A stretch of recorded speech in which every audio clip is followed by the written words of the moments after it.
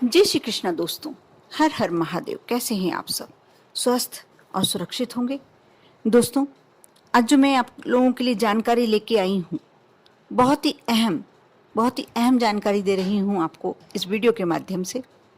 आप गुरुवार के दिन विशेष करके छोटा सा कार्य करके अपने जीवन को बहुत ही समृद्धशाली लोगों की श्रेणी में ला सकते हैं। आप छोटा सा ये उपाय करते हैं, छोटी छोटी बातों का ध्यान रखते हैं, तो आप मान कर चलिए कि आपके जीवन में कष्ट, समस्याएं और धन की कमी तो रह ही नहीं सकती।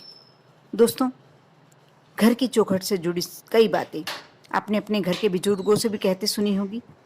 जैसे घर की चौखट पर मत खड़े रहो, पाप लगेगा।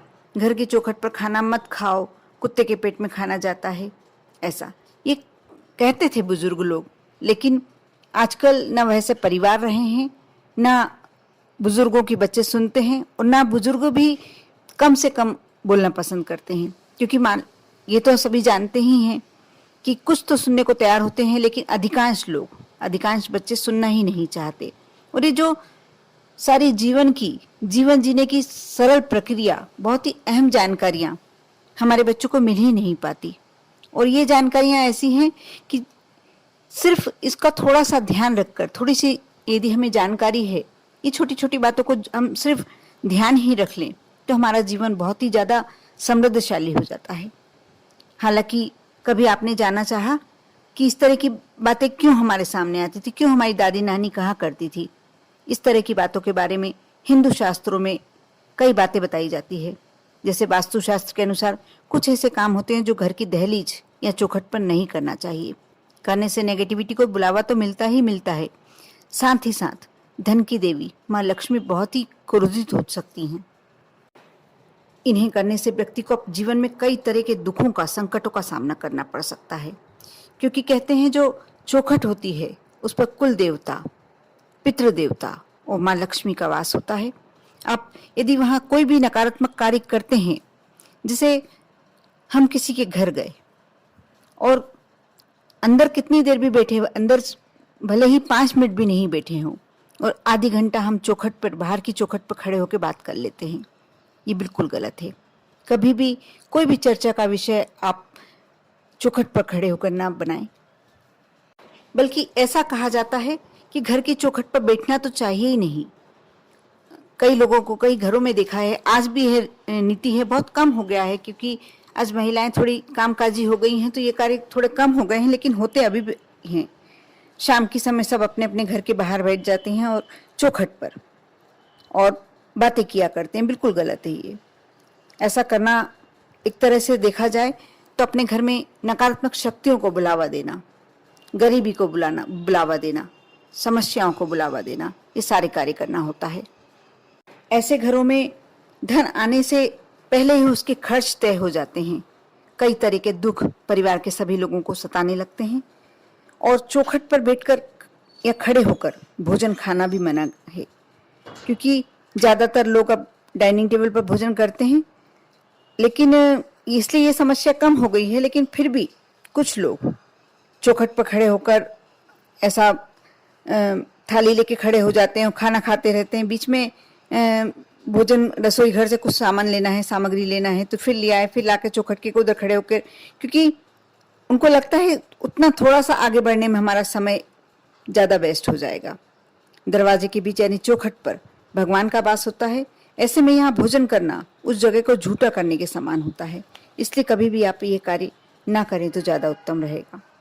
आजकल के आधुनिक युग में अधिकांश घरों में चौखट भी नहीं बनवाई जाती है, क्योंकि इससे उनका डेकोरेशन, जो इंटीरियर होता है, वह थोड़ा सा कमज़ोर पड़ जाता है। कहते हैं जिस घर में यदि चौखट नहीं होती उस घर में कभी लक्ष्मी प्रवेश नहीं करती। इतना ही नहीं, वास्तु में ऐसा भी कहा गया है कि जिस घर में चौखट नहीं होती उस घर में नकारात्मक ऊर्जा बहुत आसानी से प्रवेश कर जाती है, और घर में हमेशा अशांति का माहौल बना रहता है। इसीलिए बेशक आप घर के हर दरवाजे पर चौखट ना बनवाएं, लेकिन घर की रसोई और मेन गेट पर चौखट अवश्य होनी चाहिए। वास्तु में लकड़ी की चौखट को बहुत ही शुभ माना जाता है, लेकिन यदि आप नहीं बनवाना चाहते, आपको ऐसा लगता है कि आपका इंटीरियर डेकोरेशन खराब हो जाएगा, अच्छा नहीं लगेगा। तो आप चाहे तो मार्बल की चौखट भी बनवा सकते हैं। दरवाजे के चौथे भाग को चौखट कहा जाता है और चौखट होने से घर में कोई भी तरह की गंदगी, अपवित्रता और साथ ही नकारात्मकता ये सब प्रवेश नहीं करती। पहले के समय में तो अपने मेन गेट को जो पवित्र बनाने के लिए ओम या स्वास्तिका साइड में ऐसा धार्मिक चित्र भी लगाया जाता था या बनाया जाता था हल्दी कंकु से, जिससे ऐसा कहा जाता था बहुत ही शुभ होता है। और आज भी साउथ के कुछ घरों में चौखट के बाहर रंगोली बनाने का बहुत ही अच्छा रिवाज है, बहुत ही सुंदर रिवाज। आप देखेंगे तो देखते रह जाएंगे।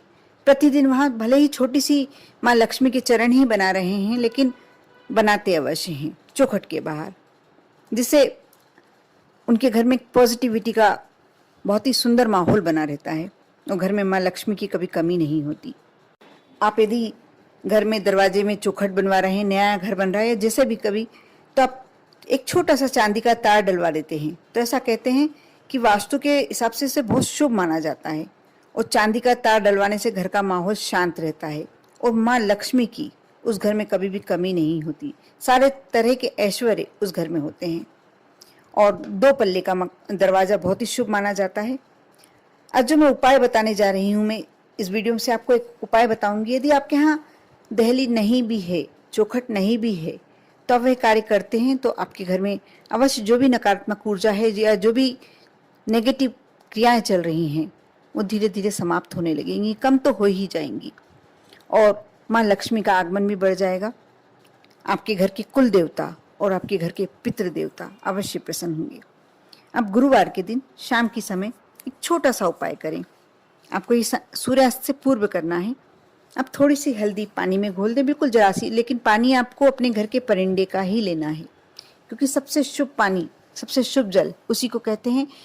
आप यदि अपने घर का 1 लोटा, 1 कलश जल, परिंदे के ऊपर का कलश लेकर, जल लेकर यदि भोलेनाथ पर समर्पित करते हैं तो आपके घर में वास्तु दोष, पितृ दोष, काल सर्प दोष कुछ होता ही नहीं है, सारे अपने आप स्वतः ही समाप्त हो जाते हैं।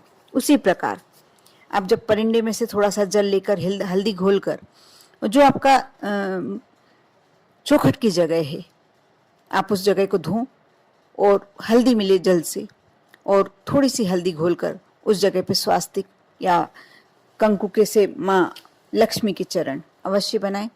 और गुरुवार को सूर्यास्त से पूर्व आपको ये कार्य करना है। आप कुछ गुरुवार करके तो देखें, आप देखना कितना पॉजिटिव रिजल्ट्स मिलते हैं। बहुत ही आपको अपने आप में, सबसे पहले आप जब करेंगे तो आपको अपने अंदर ही कुछ पॉजिटिविटी लगने लगेगी, कुछ अच्छा एहसास लगने लगेगा। और जब आप 1-2 गुरुवार कर चुके होंगे, उसके बाद आप अपने जीवन में जो आप देखेंगे परिवर्तन देखेंगे, अंतर देखेंगे, आपको लगेगा कुछ मैजिकल, कुछ बहुत ही अच्छा हुआ है। आज गुरुवार है, आज से ही शुरू करें ये उपाय। साथ ही मैं एक और आपसे रिक्वेस्ट करना चाहूँगी, कभी भी आप शाम की समय देहरी पे खड़े होकर किसी से बातचीत ना करें। किसी को विदा भी करना है तो आप देहरी के या अंदर हों या बाहर हों। आप कभी भी देखा गया है, गांव में माहौल रहता है कि देहरी का ही, जहाँ लकड़ी की देहरी होती है, महिलाएं क्या करती हैं कि शाम के समय या दोपहर के समय उसी का सिरहाना लगाकर, तकिए के रूप में उसको लगाकर सो जाती है। बिल्कुल गलत है। आपके घर में लक्ष्मी का आगमन रुक जाता है, रोक लग जाती है लक्ष्मी पर। इसलिए ऐसा ना करें।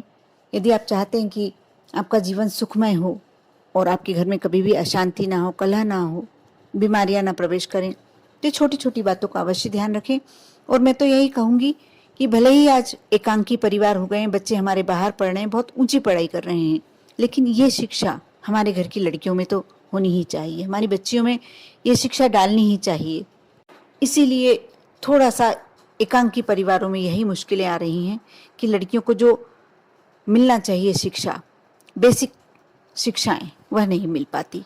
अब छोटी छोटी बातें यदि डेली में अपने बच्चों के साथ शेयर करते हैं तो आप मानकर चलिए कि उनका भविष्य सुनिश्चित है कि वह बहुत ही उत्तम होने वाला है।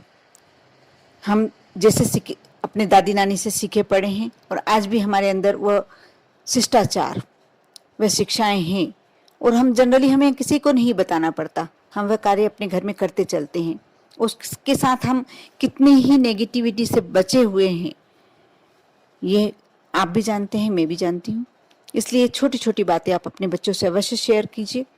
और मैं तो कहूँगी लड़कियों से ही क्यों हो, लड़कों से भी शेयर करना चाहिए। कम से कम इतना ध्यान वह भी रखें कि चौखट पे या जो भी घर में छोटी छोटी बातें आप डेली में दैनिक क्रियाओं में ध्यान रख सकते हैं तो अवश्य रखें, कर देखें। बहुत ही अच्छी जानकारी है और ये जानकारी मैं कहूँगी कि आपको सभी को देना चाहिए, जितने आपके परिचित हैं, जितने आपके रिलेटिव हैं।